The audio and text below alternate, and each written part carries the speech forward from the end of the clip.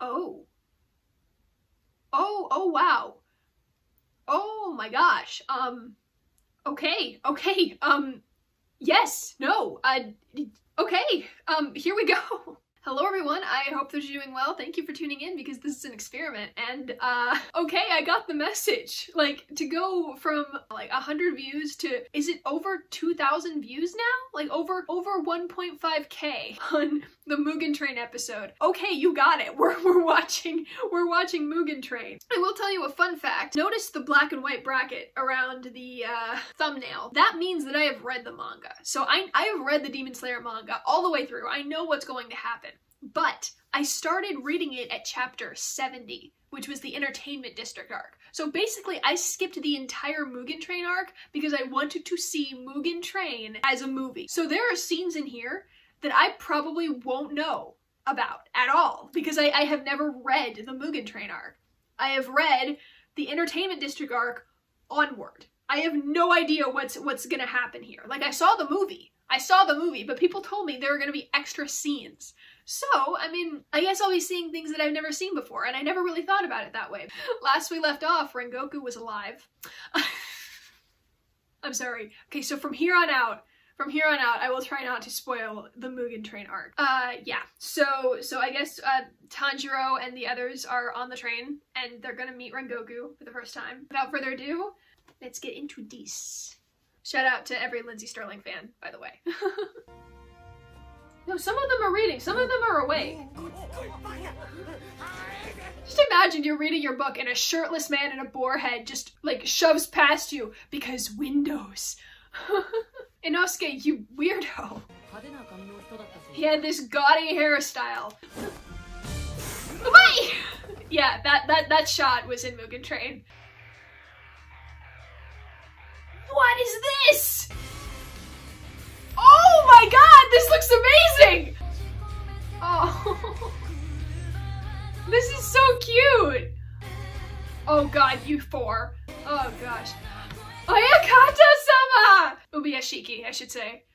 Oh my gosh. Yes, I recognize this. I recognize that. The freaking ripple of the water. I don't like you. Oh my god, yes. Yeah. Oh, so cute, Senjuro. Holy crap, yes. Oh my god, this looks awesome. Oh, hello. Who am I? Who am I?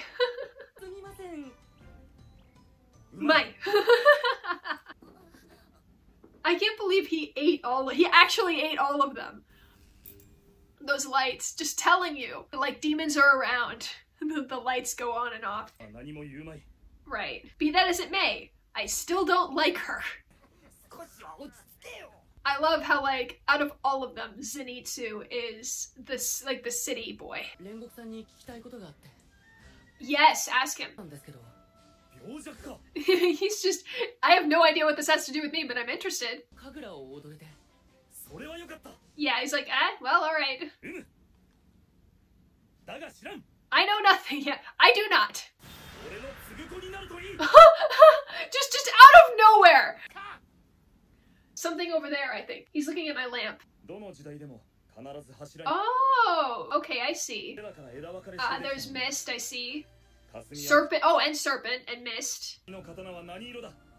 It's black.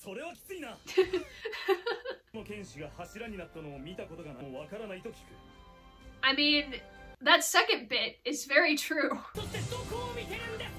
My light this time, I think. He is. He's just caring in spurts. Yes, there it is. Oh my god, Inosuke, get, no. I love these, like, outside shots of the train, though. They're so fluid and beautiful. Why else are you on the train, Zenitsu? Shut up. Shut up. Because I am here. Oh, here we come. Here we go. So this is interesting. Like, now they're all asleep in the background. Now they all are. So what happened? Oh god. Yeah. Yeah. Right as he punched that ticket. The chills that went down my spine. Like, for God's sakes. Ah! Creepy, creepy, creepy. His blade is red. That should already show how amazing he is. Oh my gosh.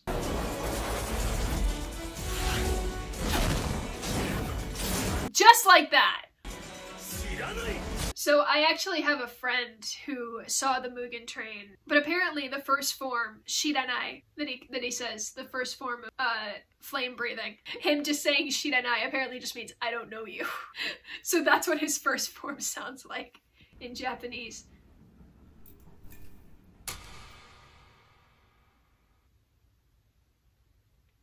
Well, shoot, that wasn't shown in the movie. That's the first. You! Okay.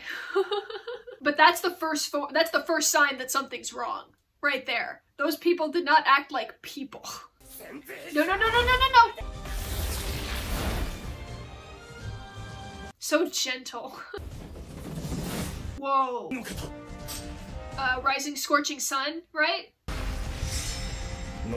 Yeah, okay. I'm starting to remember. God, that's beautiful! It's charred, but it's so pretty, and it's still moving? Tanjiro never even got a chance to step forward. That was amazing! Yeah! Bro, immediately. Aniki! Again, like, that light and those shots of the train just immediately tell you something is wrong. Something is very wrong.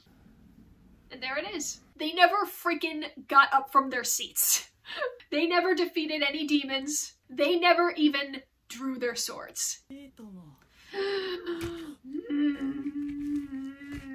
No. No. What kind of twisted Addams Family?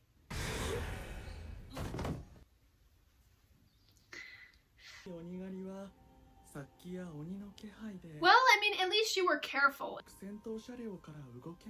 You busy assimilating? Oh no. I'm gonna cry. I am about to cry. So here's the video game realistic snow. And the very, very realistic fog. Like, maybe it's because I've seen forests, like snowy forests like this, but the whiter the trees get in the background, it just makes everything look kind of blurry and indistinct, which really adds to the fact that this is a dream. I mean, you don't see it as much here. Like, it was like the very first wake-up moment to the snow. God, the backgrounds in this are almost impressive as the fluid animation.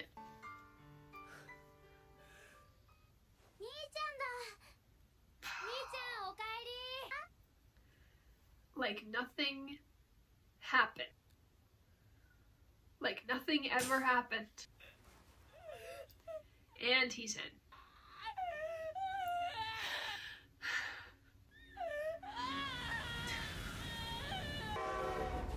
It's not fair. No, don't worry. Most of my anger is reserved for another demon. Not him. Someone else. Ew. God, the voice is perfect. It's so perfect. It's bone chilling. You in particular said don't forget what he warned us about. That's an interesting touch.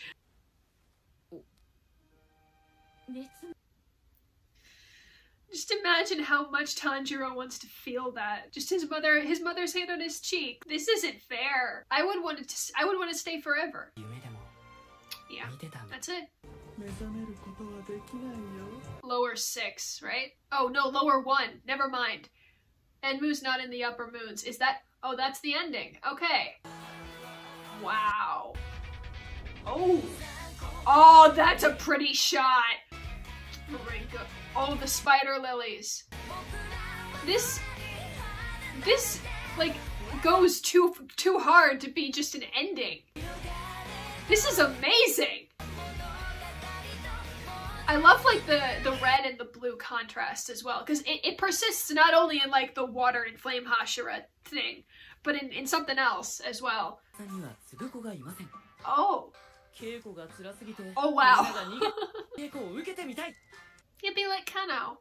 So that was good. That was good. It was nice. I enjoyed it. I cried. I knew this was coming. I knew this was coming. I knew I was gonna cry. Oh no. Ah, it's still in my eyes. Now that's gonna be hard to sync. I had not yet seen the opening until now, so that means that this week I'm going to be like basically drilling the opening into my head so I can sing along, and that's how I sync the videos usually. So I predicted some of Rengoku's 𝐓𝐈𝐍 and Zenitsu yelling Aniki! So I think that's how I'm going to sync it this episode. Well, it was good to see them again. The Three Musketeers, I mean. Now the fact that Rengoku literally ate all of them.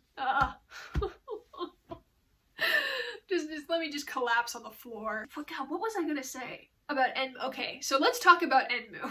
This freaking creepy punk. Like, he has a voice that, honestly, like, when I started reading the manga, there is another demon that shows up that honestly, I feel like whoever is voice acting Enmu could have done this other one exactly the way it is. Maybe a little bit like, there's almost like a mellow, I know this is not the word, but like seductive lull to Enmu's voice. If he took that part out, but kept like the creepy high-pitched and maybe just added like a little bit of cheerful, I can think that this guy could play someone else, another demon, further on down the line, one of the upper moons. Hopefully that means we might get somebody a bit more cheerful, a bit more animated, pun intended, for the one that I'm talking about down the line. But honestly, his voice is not the one that I care about. There's one voice that in this, like, I'm pretty sure at the end of season 2, we will get the reveal of this demon. And his voice has to be perfect, because there's a way that I've been imagining it. And I'm like, it needs to sound like this. Specifically like this. And if it's not, well then I'll accept it, but you'll have to, it'll need some convincing, you know? Because the way that he speaks in the manga, like, it's very particular. Basically, there are a lot of pauses in the way that he speaks. So when I read it, it was like, kind of like this. Very calm, very introspective, very steady, and always in control.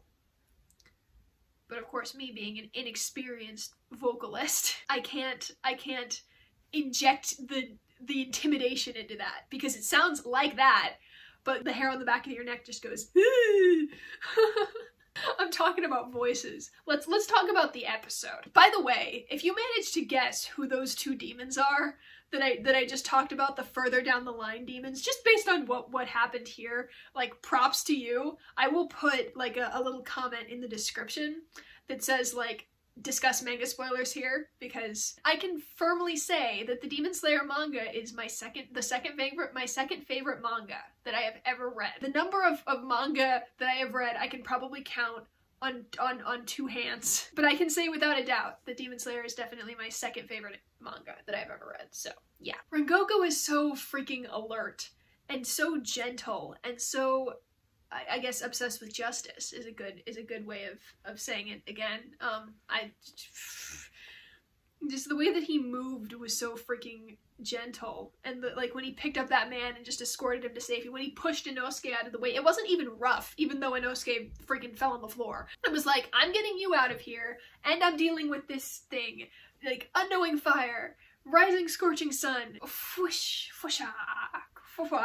Okay, but one of the things that they made abundantly clear here, Rengoku's sword is red. Now, back in season 1, they talked about like black being a rare color, but also an unfortunate color. And then like Inosuke with his grayish indigo hue, like that was, people called his color lovely. Haven't really talked about Zenitsu's sword yet. Pretty sure that like, you don't make swords like that because his sword has a freaking lightning bolt on it. Maybe because he was wearing it when he was struck by lightning. I don't know. But red. Red is like the rarest freaking color. Like some chosen one stuff. So having a red sword is already like, I demand respect. Red is the, in Demon Slayer, red is the color of the sun. Like Tanjiro's eyes are reddish and his hair is red. It has like a reddish hue. 𝐓𝐈𝐌𝐄, who made his sword, said like, oh, you have the eyes of a fire child. Like you're gonna have an amazing sword. And then it turns out to be black and he pitches a fit. It was still the funniest thing. Just like tiny cleaver's knife, clown mask, wind chime hat running to kill him. That's great. Basically, if you're not already respecting Rengoku, you should be respecting it, because Red Blade, high on a pedestal. And the fact that he just offered to make them Sugoku, Suguko, or whatever it is, like Kanao is Sugoku to Shinobu. It's like he doesn't run out of energy.